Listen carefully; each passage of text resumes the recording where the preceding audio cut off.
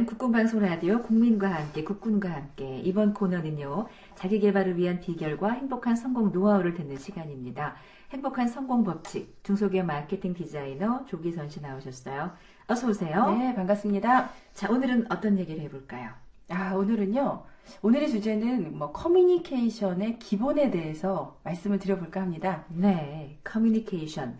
중요하다라는 얘기 많이 하지만 이게 또 말처럼 잘하는 게 쉽지 않아요. 맞아요. 그게 바로 커뮤니케이션인데요.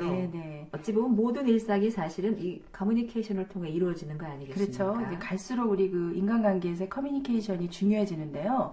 커뮤니케이션을 잘한다, 커뮤니케이션이 능통하다, 이런 것은 결국 그 사람들과 소통을 잘한다는 뜻인데요. 오늘은 바로 사람들과의 소통, 커뮤니케이션을 잘하기 위한 기본기에 대해서 말씀을 드려보겠습니다. 네.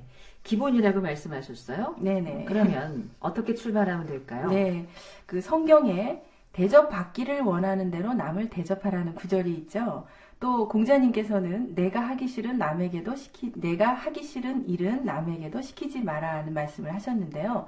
상대방이 나를 이해해 주기를 바란다면 내가 먼저 상대방을 이해할 필요가 있습니다. 네. 커뮤니케이션의 기본은 상대방을 먼저 이해하라라는 거죠. 그렇죠. 예. 상대방을 이해하라라는 거는 이제 머릿속으로는 잘 알지만 실제로 사람들이 너무 바쁜 것 같아요. 네네. 나 중심. 그러니까 내 생각으로 꽉 차 있기 때문에 네네. 상대방이 잘 들어오지 않거든요. 네, 이 상대방을 이해한다는 거 정말 말처럼 쉬운 일은 아닙니다. 또 얼마나 어려운 일인지 한 산부인과 의사 선생님의 이야기를 소개를 해드릴 텐데요. 이 자궁암 관련해서 저명한 의사 선생님이십니다. 이분이 강연을 하면서 겪은 이야기인데요. 강연의 주제가 자궁암 예방과 치료법이었었는데 슬라이드 화면을 사용하면서 강연을 했었거든요. 근데 강의 중에 자궁암의 대부분이 자궁 입구에 흔하게 발생한다. 따라서 조기에 발견하면 예방 치료가 가능하다. 이런 이야기를 했답니다. 네. 주제가 주제다 보니까 청중의 대부분이 여성이었는데요. 이 의사 선생님만 남성이었었던 거죠. 근데 강의가 끝나고 휴게실에 앉아 있는데 한 여성이 다가와서 하는 말이 선생님 아까 자궁암이 자궁 입구에 생긴다고 하셨죠? 라고 묻더랍니다. 네. 그래서 선생님이 예, 그렇습니다. 아까 슬라이드에서 보여드린 자료대로 자궁 입구에 흔히 발생을 합니다. 하고 말을 하니까 그 여성이 하는 말이 저는 지금까지 자궁 입구가 아니라 출구라고 생각했습니다. 라는 거예요. 그래서 그러고 보니까 남성에게는 입구가 되는 거고 여성에게는 출구가 되는 거죠. 그래서 두 분이 내린 결론이 출입구로 하자였다는 웃지 못할 이야기가 있습니다. 예. 이거 조금 수위 조절이 그러게요. 부분인데요. 그래요. 어찌됐건 사람들은 다 자기 중심으로 생각을 한다는 거 아니겠어요? 맞아요. 예. 근데 인간이 이렇게 무의식적으로 자신의 입장에서 보게 되는데요. 편협된 생각으로 상대방을 보면서도 그 사실을 인식하지 못할 때가 많습니다. 예를 들어서 부부의 경우도 그런데요. 남편 입장에서는 부인이 이해가 안 가지만 또 부인 입장에서 보면 부인 인생의 주인공은 부인 자신이었는데 남편은 사실 등장인물에 불과한 거죠. 네. 그렇죠. 세상의 이치가 나를 중심으로 돌아가는 거니까요.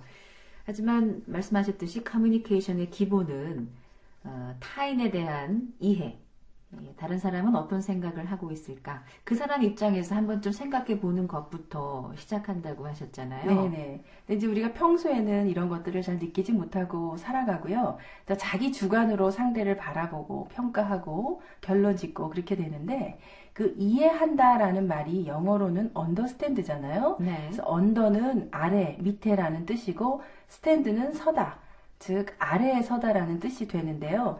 자기 시선에 서서 위에서 아래를 내려다보는 것이 아니고 타인의 시선에 서는 것, 타인의 입장에 서보는 것, 타인의 입장에서 바라보는 것이 이해한다라고 하겠습니다.